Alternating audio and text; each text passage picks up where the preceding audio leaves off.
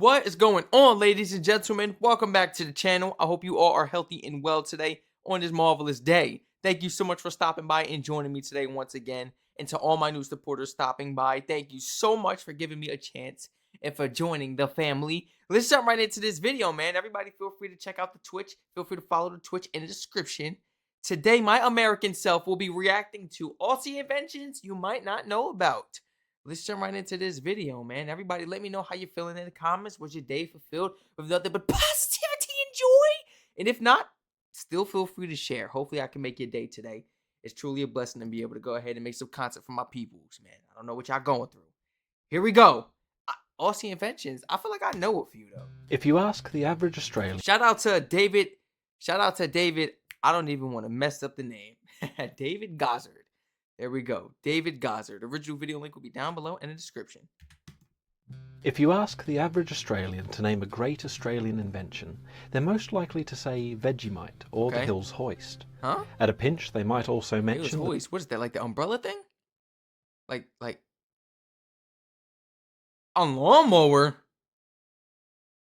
Oh, this reminds me of the days where I had to go in the backyard and cut the grass. And I had the old lawnmower, too. So I had to still pull the cord, but it was a button. It was like a little suction cup, a rubber thing I had to keep pressing to get the air into it, or else it wouldn't start. Oh, it was a struggle, man. It was, I remember. Victor lawnmower or the stump jump plough. Oh. But we Aussies are a creative and innovative lot and have contributed a lot more to humanity than just gardening equipment. You guys created Wi-Fi, right? It was Wi-Fi, right? Didn't we react to a video, something like this, explaining inventions? I felt like I did. You guys created Wi-Fi, I'm pretty sure. Did you guys create the power gun? Like, you know, the power drills? Say you don't want to use a screwdriver, you get the little gun. You know what I'm saying? That was a horrible noise. Well, it depends which one you're using. That's the one I got. That's what that sounds like. But it's the little gun. They got different brands and stuff, but it really is convenient. So you don't have to sit there and twist. It's a little power gun. Oh, let me. Here are 5 great Aussie inventions you might not have known about. Starting to come back to me. Michell bearing? In 1905, Australian engineer Anthony Michell patented a new type of bearing called a fluid film thrust bearing, or simply a Michell bearing. The Michell bearing had tilting pads lubricated with oil. As the load on the bearing varied, the pads would automatically pivot to the optimal angle for most efficient running. At the start of the 20th century, this bearing was revolutionary, pun intended. It could sustain enormous thrust loads with minimal wear and without overheating, while being much more efficient and only 1/10 the size of the bearings it replaced. Within a decade, they had found almost universal application in large pumps, generators and ships. Wow. There was some reluctance by the British to adopt Michell bearings in their warships, until they discovered that the German Navy were using Michell bearings in their World War I U-boats, which gave the U-boats a range and speed that surprised the Royal Navy, and made the U-boats a much more effective weapon. As well as being efficient, the low wear of Michell bearings means they need little maintenance and are very reliable. A Michell bearing installed at the Holtwood hydroelectric power plant in Pennsylvania in 1912, supporting 165 tons. Really? Interesting. Can I visit this? I don't live too far from Pennsylvania. That's why I'm saying this. I'm maybe about 45 minutes from Pennsylvania, maybe about an hour tops. Maybe this destination, yeah, definitely like an hour tops. An hour 30. Anything after that, you're talking North Jersey and New York City, Newark. You're going towards Trenton. Yeah. Electric power plant in Pennsylvania in 1912, supporting 165 tons of turbine and 40 tons of water pressure, is still in operation today. Oh, wow. That bearing has been estimated to have a maintenance-free life of over 1,000 years. Michell bearings, for their strength, efficiency... A maintenance-free, so nobody got to maintain that thing until 1,000 years? Well, what about the people afterwards? What about 1,000 years later? Is it cooked, or will there be people, keeping up with it? I hope it's kept on record or something. I hope 1,000 years from now, people still keep up with it. 1,000 years, huh? Maintenance-free? Efficiency and reliability are still used on all large ships, power plants, pumps and turbines today. Yeah. Wow. That's an amazing invention. I know his family well off right now. I know they all living good right now. That's something that's going to forever be beneficial. I mean, we got the military using it. We got companies using it, you know? Like ship companies, you know, boating companies. Come on, man. Start of the 20th century, mining was a much more wasteful process than it is now. Wait, mining? Today. Froth flotation? Bro, what is this? Froth flotation. So far, these two are new. At the start of the 20th century, mining was a much more wasteful process than it is now. The extraction processes of the time meant that miners were only able to extract about 70% of lead and as little as 50% of silver from their ores. Even large amounts of gold wound up in useless tailings piles. Oh. At mine sites around the world, there were huge piles of waste material containing vast quantities of valuable metal that no one could extract. In 1901, Charles Potter, a brewer from Melbourne, after seeing how bubbles in beer lifted the beer sediments to the surface of the vat, realised the same process could be used to separate valuable minerals from crushed rock. What? Okay. Who would ever just think that off of something so simple? I mean, seriously. Your mind has to be completely somewhere else other than that pint. Yeah, something's been on your mind for a while. You don't need to be in this business. You need to be somewhere else, man. The same process could be used to separate valuable minerals from crushed rock. After testing the process with a sample of ore, he patented the technique.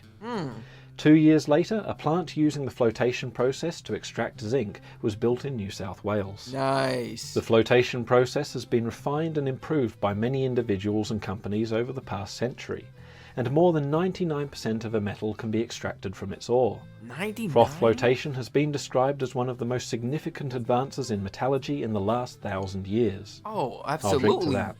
99%? We jumped it. We was going from half to 99%. Atomic.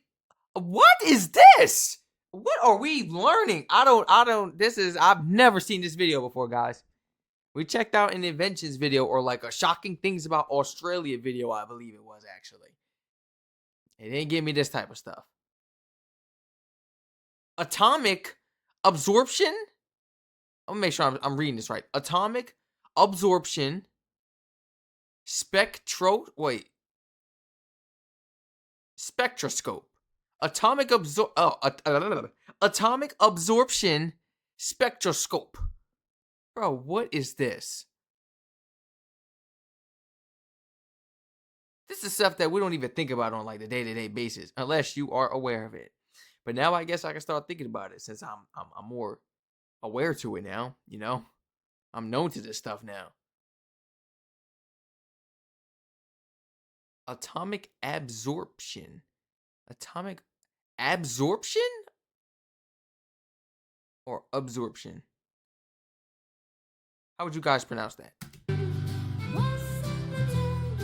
I've never heard of this stuff. A group of chemists at the Commonwealth Scientific and Industrial Research Organisation, or I can't relate to this video at all. I can't. Besides just learning, I mean, wow, my mind is blown right now. 3 right now, I'm still clued out. A group of chemists at the Commonwealth Scientific and Industrial Research Organisation, or CSIRO, led by Sir Alan Walsh, developed the atomic absorption spectroscope, a device able to detect minute amounts of different elements in materials ranging from soil to blood to wine. The spectroscope revolutionised chemical analysis and is now used throughout the world in laboratories, hospitals and factories. Atomic absorption spectroscopy works by vaporizing a small amount of the material. Atomic absorption spectroscopy? What? Atomic absorption spectroscopy works. Spectroscopy. Atomic absorption spectroscopy. By vaporizing a small amount of the material to be studied and shining a light through the vapor. The atoms in the vapor absorb specific colors of the light, leaving a fingerprint of their presence. Okay. This gives a very accurate indication of what atoms are present and in what amounts. Apart from being an extremely valuable tool for analytical chemistry, the spectroscope kick-started Australia's scientific instrument industry, now worth more than $1 billion annually. Oh! Oh! Okay. Is it Polymer? Or is it Polymer? Is it Polymer? If it was Polymer, we'd have an I, right? Is it Polymer banknotes or Polymer banknotes? Please. I'm only asking because I've had multiple people in the comments when we watched that video pertaining to Australia's different type of banknotes, all different kinds and various sorts of banknotes. Beautiful money, by the way. Yeah, what can I say? People would say, no, it's Polymer. And then there's some people arguing, no, there's no I. I'm not, look. I'm going to say it both ways, Polymer. Please let me know in the comments, guys. I do not like pronouncing things wrong. I don't like that. You might have to lower your volume. I'm sorry. I don't like that. It makes you look dumb. It makes you look crazy. I don't like that. Another technology developed at CSIRO is used around... What they say out here? What would they call it? Monopoly. What they call it? Monopoly money. Beautiful. I wish our banknotes look like that, man. Why can't we copy what these other countries got going on? Why the U.S. always got to be the odd ones out? Would be the odd ones. And our money's so cheap. You put that thing in the washer, it's over with. Our money means nothing. Our money means nothing. Seriously. Another technology developed at CSIRO is used around the world every day. Yeah. The polymer banknote. The polymer. Okay, so I was right the first time. You know, every word I pronounced so far, I was right the first time. So am I second guessing myself? Should I just go with my first thoughts? Plastic banknotes are much more difficult to forge and are able to easily incorporate security features such as clear windows, holograms, special inks, and multi-layer designs. What? They last much longer than paper notes and so are cheaper to produce and have less of an impact on the environment. They last longer because they don't tear as easily and don't fall apart if they get wet. Tricks like this lost their novelty to Aussies decades ago. More than 20 countries, including Brunei, Thailand, Britain and Canada, now use Australian-developed polymer banknotes. Hearing aids improve the lives of millions of people every year. You guys did create hearing aids. How could that have slipped my mind? Something like that is just... Oh my gosh. What would people do without hearing aids? And it makes me curious, like... Anybody watching this video and you actually have a hearing aid, or your kids, or you know somebody, how does this work? How can you go from I'm serious, like I'm impressed. How can you go from not hearing? How can you go from not hearing to hearing? You don't ever sit there and think about, like, damn, that's one hell of a good invention. Like, whoever thought of that, man, God bless you, for real. Like, you deserve all the blessings and all the wealth and all the joy and happiness and freedom. You deserve it all. Because something like this really changed people's lives. I've seen videos of people put the hearing aids on, and babies too, and they smile when they recognize their mother's voice. People, like, for the first time, they're adults and they're excited, like a kid in Disney World, because they finally get to hear. Bro, that is amazing. I'm so serious. That, like stuff like that is incredible. I'm gonna keep it 100. Stuff like that is amazing. You give everybody a fair chance. Just like the prosthetic, different like body parts, the limbs, people get attached to them. That way you can still walk. You can still have an arm attachment. You can still move around. You know, they got like the electronic like hands and arms now. It's amazing what the world is becoming. I'm serious. It's amazing what the human mind can come up with. What a human being can think of, and how intelligent we can be. Facts. But they are essentially amplifiers, replaying the sounds they pick up at a higher volume, and so they can't help the profoundly deaf. Beginning in the late 19th volume, but they are essentially amplifiers, replaying the sounds they pick up at a higher volume. But they are essentially amplifiers, replaying the sounds they pick up at a higher volume, and so they can't help the profoundly deaf. Beginning in the late 1960s, Professor Graham Clark began research into cochlear implants, installing the first prototype in the ear of a deaf man in 1978.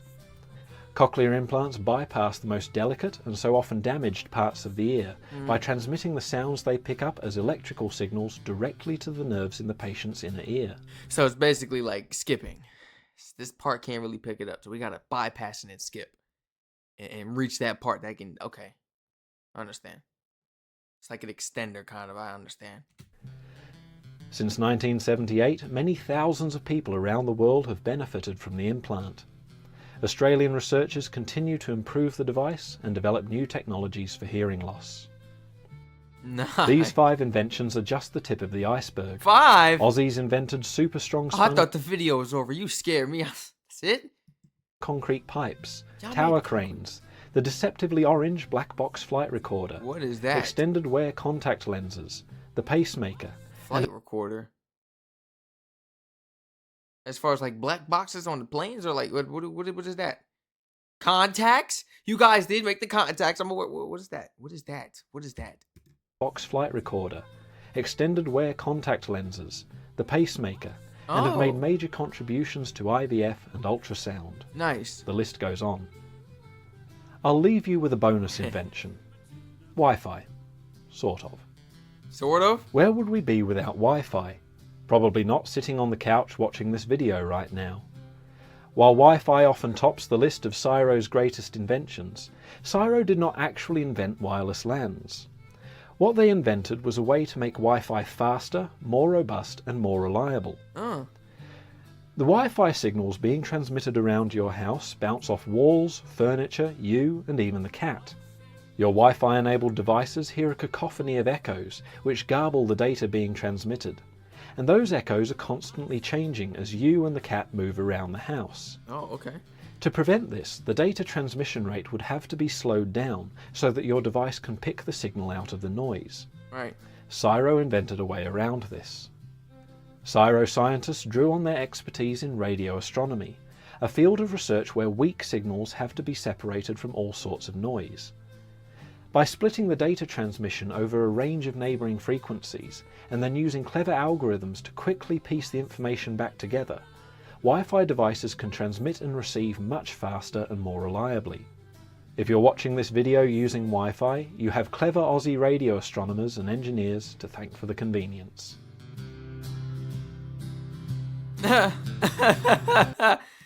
W video, man. Shout out to David Gazer. The original video link will be in the description down below. Let me know in the comments. Were you aware about some of these inventions, especially the first 3? Caught me off guard.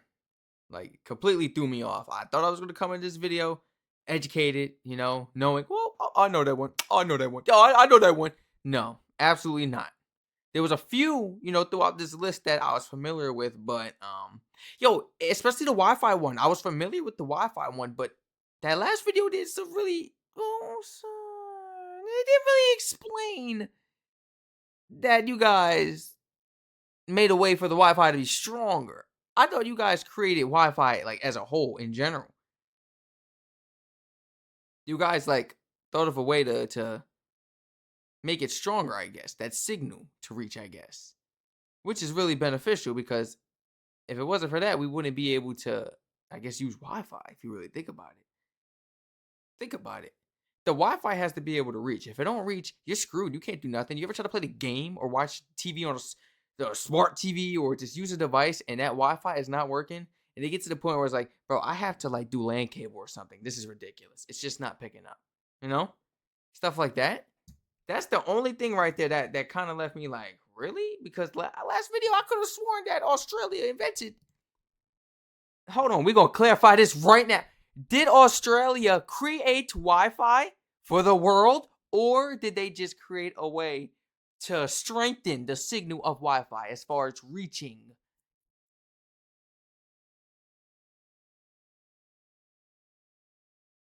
Give me something. Why? Out of everything, AI mode, you always got something for me. This is what you got? Really? I'm disappointed. AI mode has never let me down a day in my life. And this is why we can't rely on all things in this world. You see what I'm saying? But the Lord. That's right. Because that's just disappointing. Never in my life has an AI ever did that. There's a first time for everything.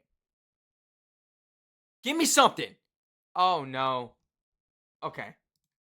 Did Australia create Wi-Fi, or did they just find a way to strengthen it? Uh, I don't know. Do I gotta dumb it down for the Google? My gosh. Australia's National Science Agency, CSIRO, is credited with inventing the core technology that made modern high-speed Wi-Fi possible. So you guys created the technology that made this possible. While earlier forms of wireless networking existed, okay, so therefore Australia did not create. Australian scientists solved the critical problem of signal distortion. That's what they did mention in the video. Signal distortion. Signal distortion. But it was for calls though. It was for calls though. So maybe it was towards something else. Yeah, the reception, I guess, the network, it could just be choppy, very choppy, and go in and out. Nobody wants that. 1 minute your phone is loaded fine. Next minute it's like, bro, come on. You ever try to use social media and like for the past few days it's been showing you the same feed on Instagram or something? That happened to me like a while ago, and I was like, is there something wrong with the Wi-Fi? Like, and it was crazy. Same Instagram post for the whole week. I'm like, maybe it's Instagram. Oh no, it's not. No, it's not. This is crazy. Okay, so problem of signal distortion that had previously made indoor wireless internet slow and unreliable. Shout out to Australia. I use wireless internet. I've been using wireless for years, but I have like an extra modem hooked up via LAN cable to the router and everything so that everything runs smoothly. I got to do a little extra, to get that wireless running smoothly, running greatly. I have like a Wi-Fi band connected to the PC and an antenna, so everything is good and it connects smoothly. But does that beat LAN cable? No. But is this like the best option if you're far and like can you get as good as a LAN cable? Yes. Oh yes. Zero ping, everything. Like it's great, guys. So shout out to Australia. Yo, for real, shout out to Australia. I remember those times I was frustrated as a kid, pissed off because the Wi-Fi sucks and I can't play via LAN cable because the game upstairs can't put it in the living room. If I do, I'm gonna get yelled at for being stingy. Now you're using the big TV. I know. Hey, I got to do when everybody leave for work. I don't miss them days at all. Everybody feel free to like, comment, subscribe, turn on post notifications on. Please share your honest thoughts and opinions and comments down below in the comment section. Educate a brother. Feel free to share your personal stories and experiences, guys. And was this your first time as an Australian or anybody else coming from another country learning about these fabulous inventions? Please let me know. Please do not leave me out. Please follow the Twitch in the description as well, guys. Stay safe. I love you all, and I hope to catch you all in the next reaction video.